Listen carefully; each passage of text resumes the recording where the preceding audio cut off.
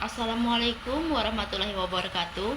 Perkenalkan, nama saya Vitalia Anjarsari dengan NIM 811424072 dari kelas B jurusan Kesehatan Masyarakat, Fakultas Olahraga dan Kesehatan.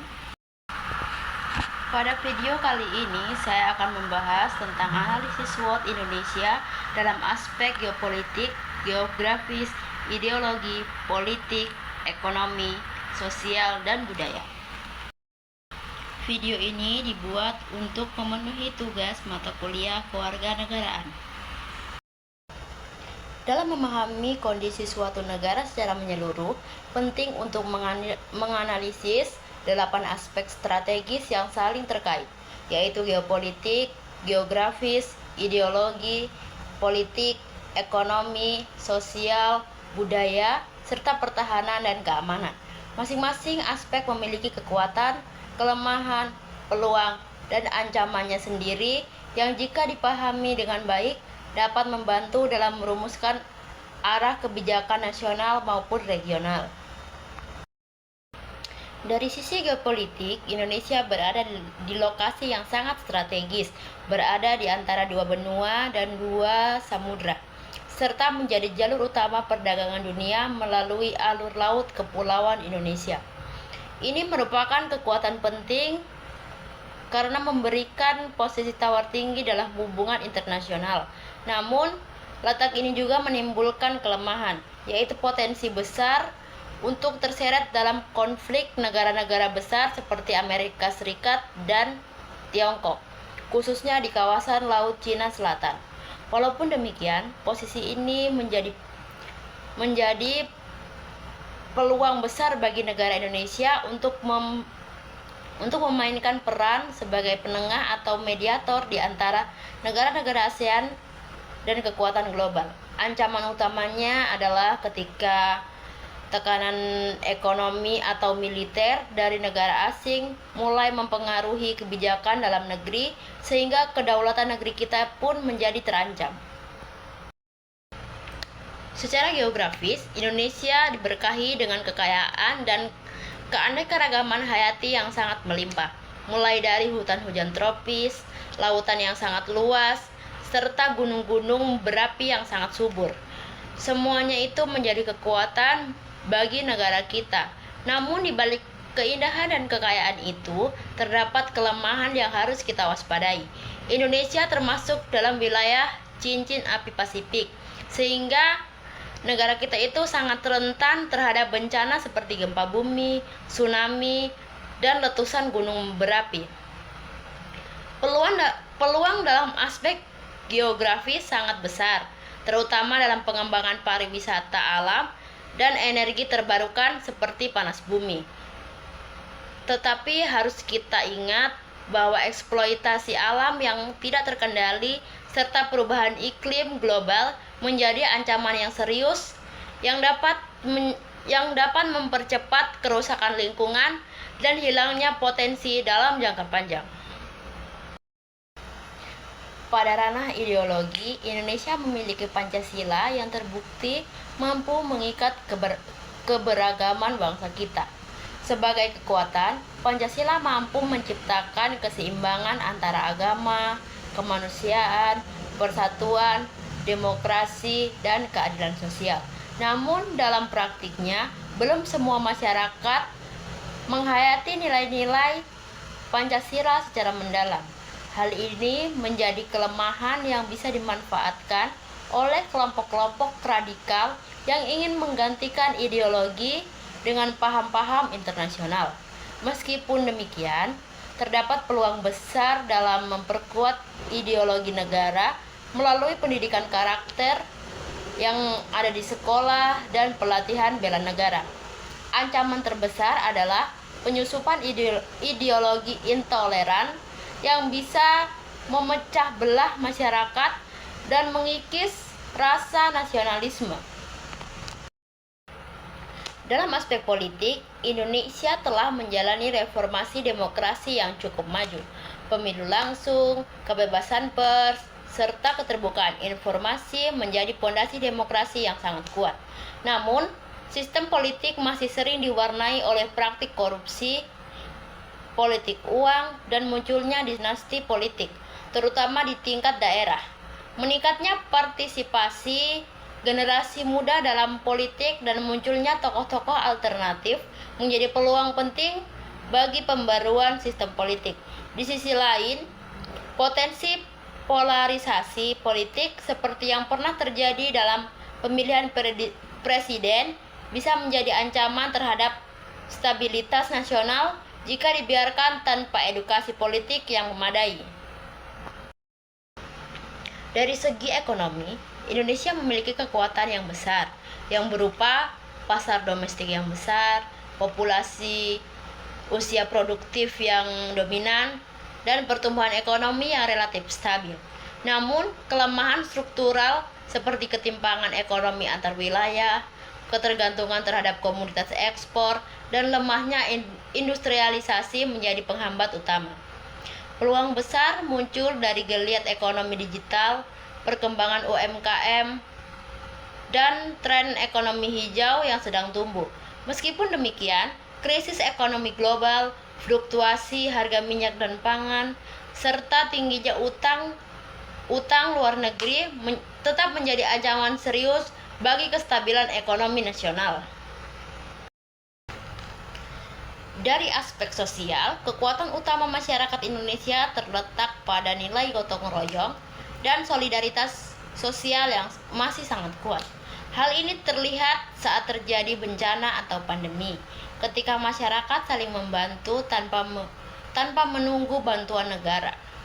Akan tetapi, tantangan sosial seperti urbanisasi yang berlebihan, ketimpangan pendidikan, kemiskinan struktural, dan pengangguran menjadi kelemahan yang perlu diatasi. Peluang besar muncul dari pemanfaatan teknologi untuk pendidikan dan kesehatan, terutama di daerah 3T, tertinggal, terdepan, dan terluar. Namun, ancaman sosial seperti penyebaran hoaks, konflik antar kelompok, dan lemahnya kohesi sosial akibat perbedaan identitas harus tetap diwaspadai. Dalam aspek budaya, Indonesia menyimpan kekayaan budaya yang tak ternilai. Dalam setiap daerah memiliki bahasa, seni, dan nilai-nilai lokal yang kuat. Hal ini menjadi kekuatan yang besar dalam membangun identitas bangsa. Namun, globalisasi yang tidak disaring dengan baik dapat menyebabkan budaya asing mendominasi ruang publik, sementara budaya lokal mulai terpinggirkan atau terlupakan. Di sisi lain, budaya bisa menjadi sumber ekonomi melalui industri kreatif seperti musik, film, fashion, dan pariwisata. Tetapi jika tidak dilindungi dengan baik, budaya lokal itu sendiri bisa diklaim oleh negara lain atau dilupakan oleh generasi muda dalam negara itu sendiri. Dalam aspek pertahanan dan keamanan, Indonesia memiliki sistem pertahanan rakyat semesta yang menjadikan masyarakat sebagai bagian dari kekuatan pertahanan. TNI dan Polri juga harus berkembang dan beradaptasi dengan berbagai tantangan keamanan, termasuk ancaman cyber dan kejahatan lintas negara. Namun, masih banyak kelemahan berupa kurangnya modernisasi alat utama sistem persenjataan atau biasa disebut alutsista, ketimpangan anggaran, dan keterbatasan personel di daerah terpencil. Peluang terbuka melalui kerjasama internasional, pengembangan teknologi pertahanan dalam negeri, serta penguatan peran masyarakat dalam menjaga keamanan. Tetapi ancaman seperti terorisme, separatisme, konflik perbatasan, serta perang cyber harus dihadapi dengan pendekatan yang tidak hanya militeristik, melainkan juga berbasis sosial dan teknologi. Selain aspek-aspek yang tadi, penting juga untuk memahami bagaimana dinamika global dan regional ikut mempengaruhi situasi internal suatu negara. Misalnya dalam dunia yang semakin multipolar, negara-negara dengan posisi geografis strategis seperti Indonesia seringkali menjadi sasaran pendekatan diplomatik dari berbagai kekuatan besar. Di sisi lain, ini membuka peluang kerjasama ekonomi, pertahanan, dan teknologi. Namun di sisi lain, hal ini juga dapat menjadi potensi tekanan politik dari pihak-pihak yang memiliki kepentingan yang berbeda. Jika pemerintah tidak memiliki posisi tawar yang kuat atau landasan ideologi yang teguh, maka kedaulatan nasional bisa saja terancam secara halus melalui tekanan ekonomi, hutang luar negeri, dan intervensi kebijakan. Dalam kerangka ideologi dan politik, tantangan yang muncul bukan hanya dari dalam negeri saja, melainkan juga dari penyebaran ideologi transnasional yang menyusup melalui media digital, pendidikan informal, bahkan lembaga keagamaan. Hal ini dapat mengganggu stabilitas ideologi nasional bila tidak ada penanaman nilai secara berkelanjutan sejak usia dini. Pendidikan politik dan kebangsaan menjadi krusial, bukan hanya untuk menciptakan pemilih cerdas, tetapi juga untuk mempertahankan integritas bangsa di tengah gempuran globalisasi ideologi. Sementara itu, kondisi sosial yang semakin kompleks di era digital turut mempengaruhi dinamika budaya. Budaya populer asing begitu mudah diakses melalui media sosial dan streaming digital. Banyak generasi muda yang lebih mengenal budaya luar dibandingkan tradisi lokalnya sendiri. Dalam hal ini, budaya lokal memiliki potensi yang besar untuk kembali diberdayakan, namun memerlukan dukungan negara dan masyarakat untuk bisa diolah menjadi produk budaya yang adaptif terhadap zaman tanpa kehilangan esensi. Misalnya melalui digitalisasi warisan budaya, pengembangan film, game lokal, musik tradisional dengan aransemen yang modern, dan lain sebagainya. Namun, peluang yang besar itu bisa berbalik menjadi ancaman bila tidak dikelola dengan tepat. Ketika budaya menjadi komoditas tanpa proteksi yang jelas, bisa terjadi eksploitasi budaya oleh pihak asing atau pencurian hak kekayaan intelektual atas budaya tradisional. Di sisi lain, konflik sosial berbasis identitas bisa meledak sewaktu-waktu. Ketika sentimen kelompok dibiarkan berkembang tanpa upaya rekonsiliasi dan penguatan nilai kebangsaan. Perlu kita cermati juga bahwa ketimpangan ekonomi menjadi pemicu utama dari banyak konflik sosial dan politik. Ketika sebagian wilayah atau kelompok masyarakat merasa tertinggal, merasa tidak diwakili dalam proses pengambilan keputusan, atau merasa tidak mendapatkan pemanfaatan pembangunan, maka muncul rasa ketidakadilan yang bisa bertransformasi menjadi perlawanan ideologis. Hal ini terbukti dalam berbagai gerakan separatis atau tuntunan otonomi khusus yang muncul di berbagai daerah. Contoh nyata dalam aspek geopolitik yaitu Indonesia aktif dalam forum G20 dan menjadi tuan rumah KTT G20 pada tahun 2022. Di situ, Indonesia berperan sebagai jembatan antara negara-negara maju dan berkembang, terutama dalam isu krisis energi dan pangan global. Hal ini menunjukkan bagaimana posisi geopolitik Indonesia memungkinkan menjadi penengah dalam pencaturan dunia.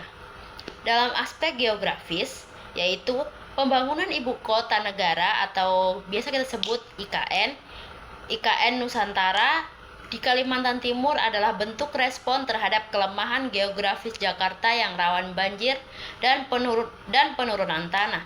Dengan memindahkan ibu kota ke lokasi yang lebih aman dan sentral, pemerintah berupaya memanfaatkan kekuatan geografis wilayah lain dan mengurangi beban Pulau Jawa.